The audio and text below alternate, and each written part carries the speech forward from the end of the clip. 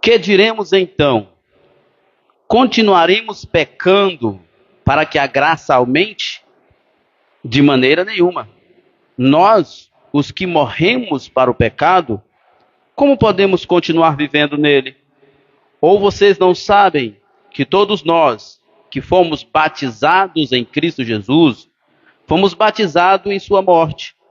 Portanto, fomos sepultados com ele na morte por meio do batismo, a fim de que, assim como Cristo foi ressuscitado dos mortos mediante a glória do Pai, também nós vivamos uma vida nova. Se dessa forma fomos unidos a ele na semelhança da sua morte, certamente o seremos também na semelhança da sua ressurreição. Pois sabemos que o nosso velho homem foi crucificado com ele, para que o corpo do pecado seja destruído e não mais sejamos escravos do pecado, pois quem morreu foi justificado do pecado. Ora, se morremos com Cristo, cremos que também com ele viveremos, pois sabemos que, tendo sido ressuscitado dos mortos, Cristo não pode morrer outra vez. A morte não tem mais domínio sobre ele, porque morrendo, morreu para o pecado, uma vez por todas, mas vivendo, vive para Deus. Da mesma forma, considerem-se mortos para o pecado, mas vivos para Deus em Cristo Jesus. Amém? Podeis assentar, meus irmãos. Carta do apóstolo Paulo aos Romanos. Paulo escreve esta carta a uma igreja que não foi fundada por ele e que, na verdade, ele sequer conhecia pessoalmente esses irmãos. E é interessante que a escrita de Paulo, talvez, se é que a gente possa julgar como existindo um dos escritos de Paulo mais importante na Bíblia, se é que possamos fazer isso, e se assim for, podemos dizer que a epístola de Paulo aos Romanos é a mais importante, no sentido de que ela é a mais expressiva, ela é a mais profunda no tema que ele propõe, que é a justificação pela fé. É óbvio que todos os escritos de Paulo são inspirados, são canônicos, têm o mesmo valor para a igreja, o mesmo valor espiritual, mas sem dúvida a carta aos Romanos é que tem uma abrangência muito maior. E Paulo, ele aborda temas muito importantes nessa carta. Primeiro, ele começa abordando a realidade do pecado. Ele faz questão de dizer, capítulo 3, por exemplo, ele diz que todos pecaram e destituídos estão da glória de Deus. Paulo ensina que o pecado é uma realidade na raça humana. Depois, ele continua a dizer que toda a raça humana, da mesma forma que ela é pecadora, ela é necessitada de um Salvador. Ela precisa de um Salvador. E este Salvador é Jesus Cristo. E neste capítulo, no capítulo 6, nós temos Paulo abordando um tema que é fundamental para nós como cristãos, especialmente para nós como crentes. Porque esse tema é objetivamente direcionado a crentes, a pessoas que já aceitaram Jesus. Paulo divide o capítulo 6 em dois momentos. Do verso 1 até o verso 11, ele fala de forma mais conceitual, de forma mais teórica. Ele explica a ideia do cristão está morto para o pecado e vivo para Cristo. E a partir do verso 12, ele fala da realidade do crente que é nascido de novo em Cristo Jesus de forma prática. Dizendo, por exemplo, que nós não podemos deixar o pecado reinar em nosso corpo, porque nós já nascemos de novo em Cristo Jesus. Ele trabalha o conceito e trabalha também a prática. Quando Paulo escreve, e aqui ele escreve em um formato que os teólogos chamam de diatribes, né? Que ele faz a pergunta e ele mesmo responde. E ele começa dizendo: que diremos então? Continuaremos pecando para que a graça aumente? E ele mesmo responde: de maneira nenhuma. Nós que morremos para o pecado, como podemos continuar vivendo nele? Eu fico imaginando Paulo escrevendo para os irmãos e usando essa metodologia, fazendo a pergunta e ele mesmo respondendo, já prevendo que alguém ia olhar para esse escrito, porque a carta de Paulo aos Romanos é a carta da justificação pela fé, é a carta da graça. Alguém iria olhar para Paulo dizendo que nós não somos salvos pelas obras, que nós não somos salvos pelos nossos méritos, que nós não somos justificados pelos nossos atos de justiça, mas pelo que Cristo fez. Certamente Paulo já está prevendo alguém lendo ou ouvindo alguém ler sobre isso nesta carta e tendo a seguinte compreensão: ora, se nós não temos mérito, se tudo vem de Deus, então o pecado não é um problema. Até porque, pouco antes, no capítulo 5, o próprio Paulo diz: onde abundou o pecado, superabundou a graça. E ele com certeza prevendo que alguém leria isso, diria: olha, se nós temos muita graça porque tem muito pecado, e a graça é muito boa, é muito maravilhosa, maravilhosa graça, então para termos mais graça, que é uma coisa boa, vamos ter mais pecado. Seria a compreensão lógica, pelo menos na perspectiva de quem não conhece a salvação pela graça. Porque pensar que a graça ou a abundância de graça presume uma licenciosidade para o pecado é não conhecer a realidade do Evangelho de Cristo. A principal bandeira do Evangelho é uma cruz. E sendo a principal bandeira do Evangelho, ninguém pode presumir que o pecado seja algo normal, que a graça seja permissiva, que pecar seja algo bom. Porque quando nós olhamos para todo o contexto do Evangelho, e tendo como bandeira principal do Evangelho a cruz, nós precisamos nos deter nessa ideia da necessidade da cruz. E a cruz é um instrumento de morte. E Paulo vai dizer exatamente isso. De maneira nenhuma, nós que morremos. Olha só que interessante. Nós temos aqui um importante valor do Evangelho, que Jesus começou a ensinar para Nicodemos, quando ele diz: aquele que não nascer de novo, não verá o reino dos céus. E aqui Paulo estende um pouquinho mais a ideia, e dizendo que esse novo nascimento é, na verdade, uma ressurreição. Porque antes disso, nós passamos pela morte. Nós morremos. Quando nós aceitamos Jesus, Nós estamos nos identificando com Ele. Nós estamos nos identificando com a vida dele. Nós estamos nos identificando com quem Ele é.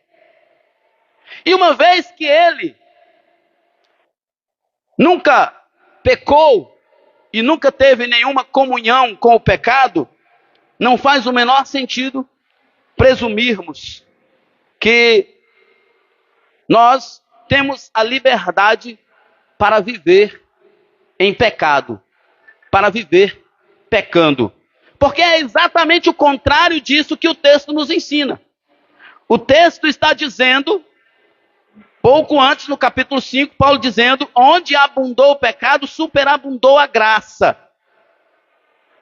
O fato de ter superabundado a graça onde havia muito pecado, não fala sobre a necessidade do pecado para ter mais graça, mas fala da bondade de Deus, que apesar da quantidade de pecado, por ser tão boníssimo, tão misericordiosíssimo, Ele aumenta ainda mais a graça para nos favorecer, para nos abençoar, para nos salvar. Alguém que estava ouvindo Paulo poderia, como disse no início, entender que Paulo estava legalizando o pecado ou até defendendo que alguém vivesse no pecado para experimentar mais graça. Mas o fato de Deus derramar sobre nós graça não é o pecado a causa principal disso, mas é a bondade de Deus.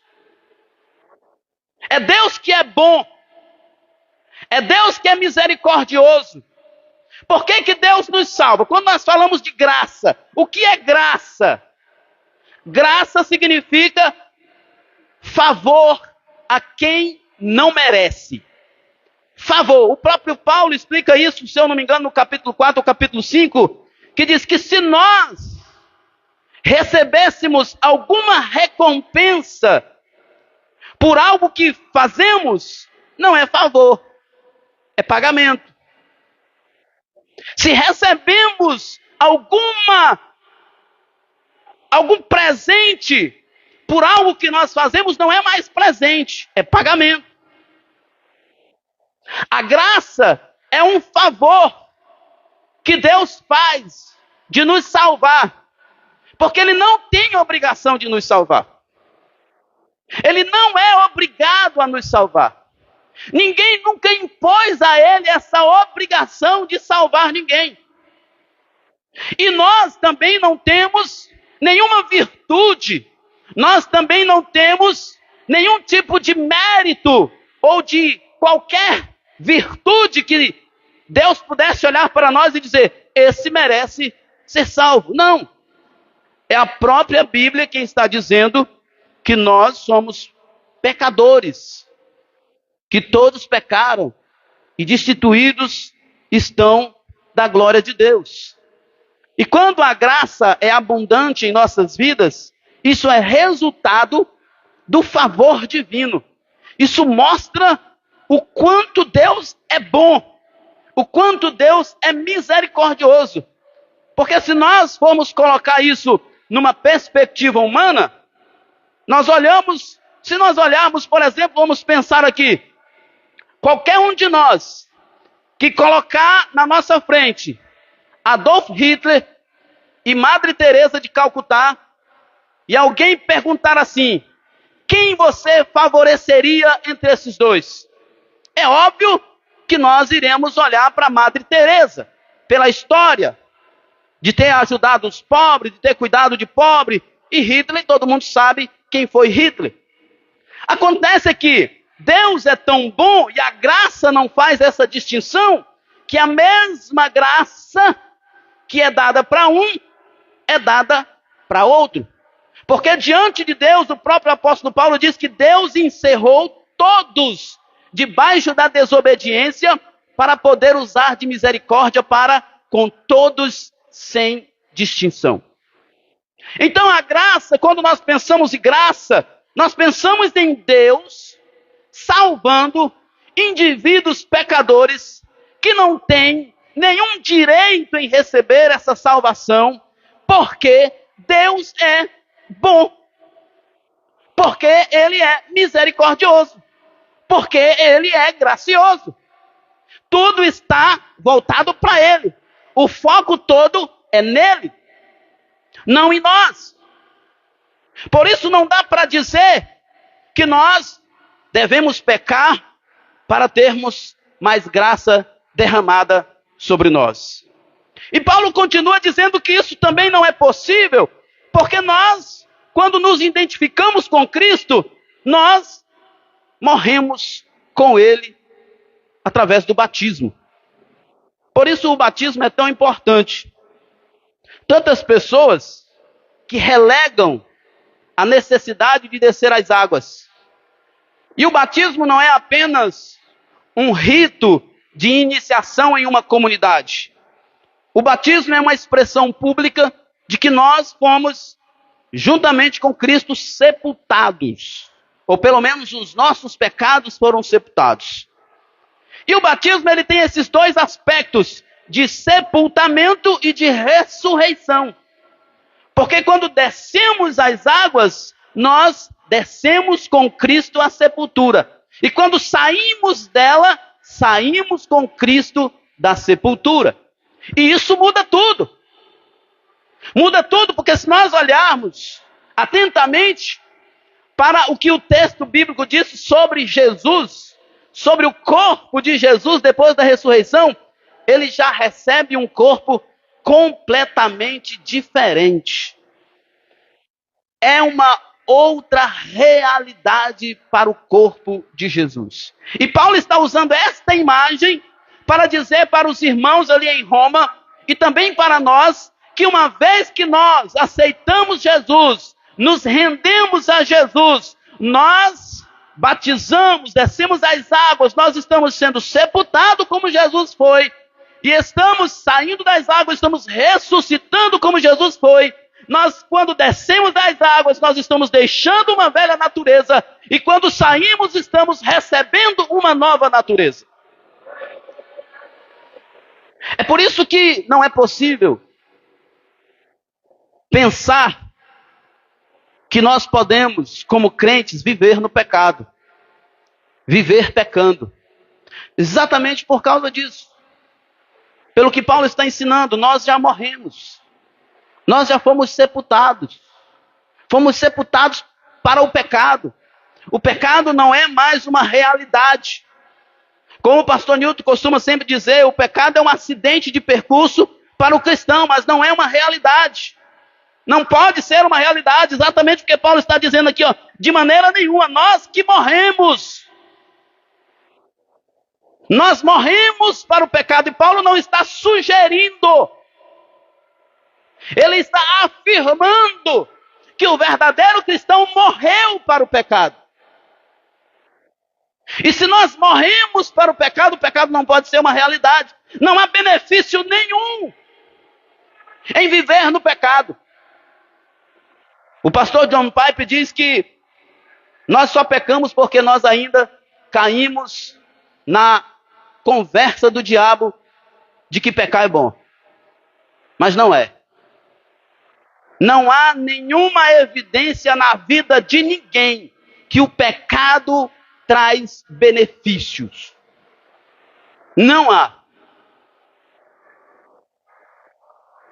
O pecado só traz problemas.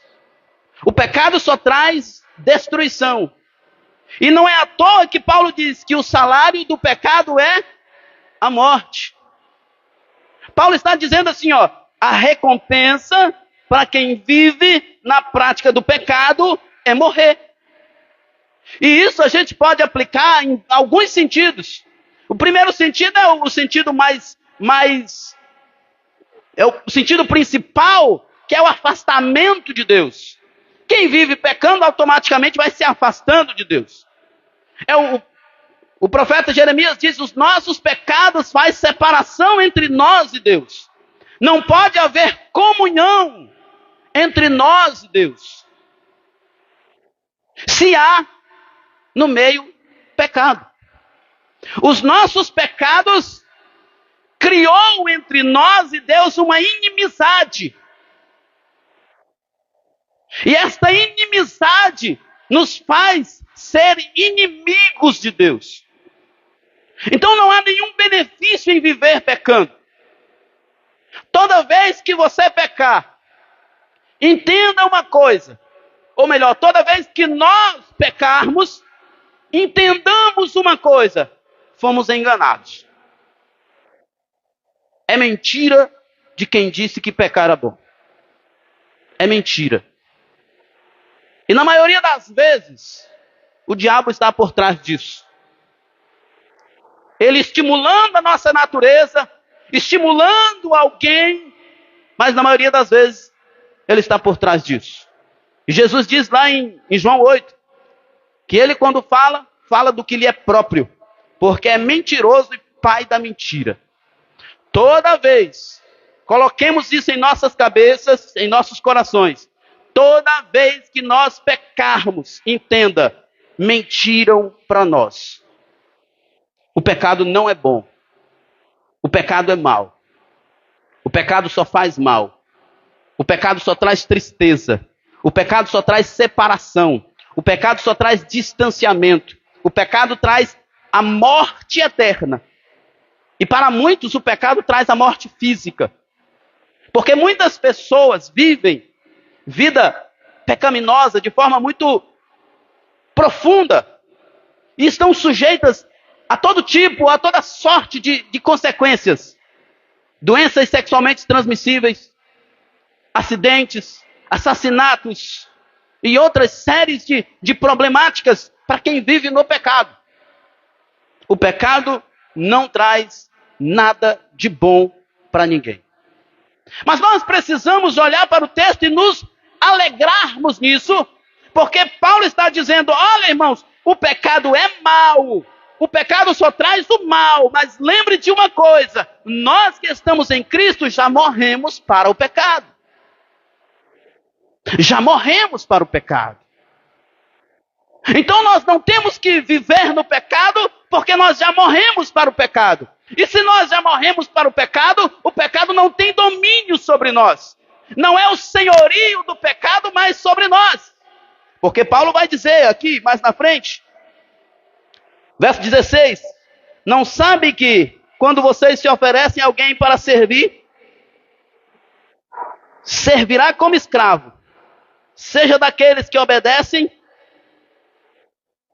para o pecado que leva à morte, ou da obediência que leva à justiça. De todo modo, nós serviremos a alguém.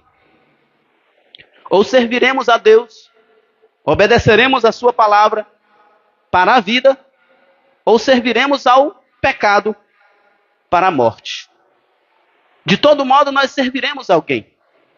Mas Paulo está nos dizendo, irmãos, nos fazendo refletir, para nós nos alegrarmos, que nós não estamos mais sob o domínio do pecado. Nós não somos mais escravos do pecado. Porque uma vez que Jesus morreu na cruz do Calvário e ressuscitou, e nós nos rendemos a Ele, a mesma coisa que Jesus fez, nós também fizemos. Nós descemos da sepultura e saímos dela. O pecado ficou lá, mas a vida de Deus está em nós. E isso implica também responsabilidades. Quando nós olhamos para o verso 12, por exemplo, ele inicia o verso 12 dizendo assim, ó, portanto, não permitam que o pecado continue dominando os seus corpos, fazendo que vocês obedeçam aos seus desejos. Não ofereçam os membros do corpo de vocês ao pecado. Nós temos aqui nos versos 12 e 13 essas duas expressões. Não permitam e não ofereçam. Primeiro, Paulo está rechaçando alguém que poderia dizer que pecar seria bom para poder ter mais graça. Segundo, ele está dizendo que nós devemos nos alegrar porque nós não estamos mais debaixo do domínio do pecado. Nós agora servimos a Cristo. Nós agora estamos debaixo da graça de Cristo. E isso é motivo de nos alegrar. Mas também nós devemos nos responsabilizar. Porque alguém poderia pensar assim, ora, se tudo é pela graça, se eu não tenho mérito, então eu vou sentar e esperar Deus vencer os meus pecados por mim. Mas não é bem assim. Fato é, no capítulo 7, depois os irmãos podem ler, Paulo faz uma descrição de uma luta que existe em nós. Ele diz, a carne combate contra o espírito. Nós temos a natureza de Deus em nós, mas o velho homem ainda está presente. Ou como disse Martinho Lutero, eu desci as águas do batismo. Pensei que o velho homem tinha morrido afogado lá, mas descobri que ele sabe nadar. A nossa natureza pecaminosa, ela vai permanecer. Ela vai permanecer até o dia que formos arrebatados, ou o dia que ressuscitarmos. Mas a diferença é que há uma vida nova em nós, que contrapõe essa vida velha. Que Paulo diz aqui que é a velha natureza, ou o velho homem. Que quando a gente olha assim, a gente pensa, essa velha natureza, esse velho homem, é aquela vida que eu vivia antes de conhecer Jesus. Não, é a nossa natureza normal, a nossa natureza de nascimento. Ela é velha, ela é caída, ela é pecaminosa. É o Adão em nós, como o pastor disse aqui atrás. É o velho Adão. Não é porque eu vivi muito tempo lá no pecado, não. Eu nasci na igreja, fui criado na igreja, e esse velho homem também está em mim, porque ele é a imagem de Adão. Mas o Espírito Santo agora também está em nós, por causa de Cristo. E esse Espírito Santo, ele não nos despersonaliza, ele nos capacita. É por isso, irmãos, e eu acho isso interessantíssimo, lá no início em Gênesis, quando Caim matou Abel e ele ficou muito enfurecido, Deus foi lá repreendê-lo. E ele meio que não aceitou a repreensão de Deus. Ele meio que tentou culpar Deus por aquilo que aconteceu. E Deus disse assim, olha, se você proceder bem, você também será aceito. Mas se você proceder mal, o pecado vai bater a sua porta. Mas cabe você sobre ele dominar. Responsabilidade. Você diz assim, eu estou vivendo tempos difíceis, não consigo me livrar desse problema, desse pecado, dessa angústia. Irmão, tome posse de quem está em sua vida. Irmão, não coloque culpa em outros. Irmão, não pense que Deus tem a obrigação de vir cá e tirar todo o mal de dentro de você sem você se responsabilizar. Se posicione. Se posicione como nova criatura. Se posicione como salvo. Se posicione como luz do mundo, como sal da terra. Tenha de Deus a autoridade para repreender esse pecado, para repreender esse mal. Você é uma nova criatura. O apóstolo Paulo está dizendo, morremos com Cristo, ressuscitamos com Ele para viver nova vida, uma vida diferente, uma vida alegre, uma vida na paz de Deus. O apóstolo João escreve na sua segunda carta, ele diz, vós tendes a unção do Santo e podes vencer o mundo. Vocês, ou melhor, nós, temos o Espírito Santo de Deus em nós. Não faz sentido nós vivemos uma vida cabisbaixo, abatida, escravizada pelo pecado, se nós temos o Espírito Santo de Deus em nós. Nós aceitamos Jesus, nós nos rendemos a Ele, nós já pedimos perdão pelos nossos pecados e fomos perdoados. Nós ressuscitamos com Cristo e o pecado não tem domínio sobre nós. Não deixe o pecado te escravizar. Tenha a responsabilidade de dizer para ele, aqui não, porque aqui já tem alguém melhor, mais especial, maravilhoso, glorioso, o Consolador amado. Não permitam que o pecado domine vocês. Não permitam. Não ofereçam voluntariamente a si mesmo para o pecado. Você foi comprado por bom preço. Outro dia eu vi Diácono Som falando essa expressão aqui. É pela graça, mas não é de graça. E o preço foi a morte do Filho de Deus. É de graça para mim. É de graça para você. Mas alguém pagou o preço. Então não permita que o pecado oprima você. Não permita que o pecado escravize você. E nem faça isso voluntariamente. Entregue-se a Jesus.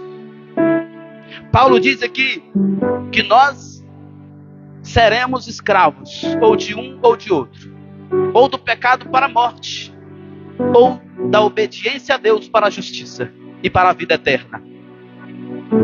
Escolha obedecer a Deus. Escolha viver para Deus. Vamos ficar de pé para nós encerrarmos.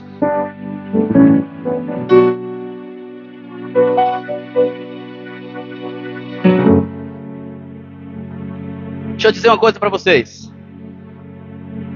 Eu sou a primeira pessoa a dizer, irmãos, que a vida cristã é uma verdadeira batalha. Nenhum crente que diga que não passa por prova, que não passa por adversidade, ele realmente conheceu o que é o Evangelho. E não, eu não estou inventando isso. É a própria Bíblia quem diz que dentro de nós há esse conflito, há essa guerra. Se você não tem guerra com você mesmo, você cedeu a alguém. Você está servindo a alguém. E definitivamente não é a Jesus. Entenda, a vida cristã é uma guerra. A vida cristã é uma verdadeira batalha. Muitas vezes nela nós saímos feridos. Muitas vezes nela nós saímos machucados. Mas deixa eu te dizer, a graça é abundante para você.